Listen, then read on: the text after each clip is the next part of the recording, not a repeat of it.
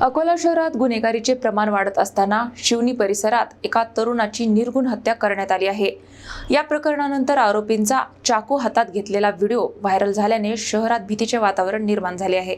अकोला शहरात गेल्या काही दिवसात हत्या आणि जीवघेण्या हल्ल्यांच्या घटनांमध्ये वाढ होत असल्याने नागरिकांमध्ये भीतीचे वातावरण निर्माण झाले आहे। MIDC पोलीस ठाण्याच्या हद्दीतील शिवनी परिसरात अभय उर्फ बंटी गवई या तरुणाची चाकूने भोसकून हत्या करण्यात आली।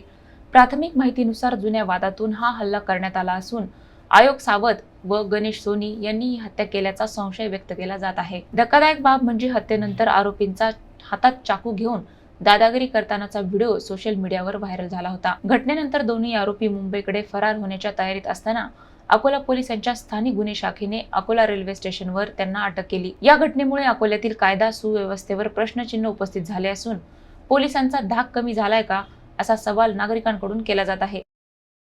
काल रात्री अभय रवी गवई याचा चाकू खुपसून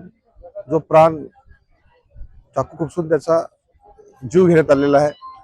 त्याच्या मागे काही दिवसापूर्वी त्यांचे दोघांचे वाद झाले होते। त्याच्या सूडबुद्धीच्या दृष्टिकोनाने समोरच्या त्याला चाकू खुपसून त्याचा प्राण ज्योत मारून टाकली। या घटनेचा आम्ही सर्वजण निषेध करतो। पोलीस प्रशासनाला एवढीच विनंती करतो की जो आरोपी पकडला त्याच्यावर भारतीय संविधानानुसार जे कडक कारवाई करता येईल ही अपेक्षा पोलीस प्रशासनाकडून करतो आम्ही।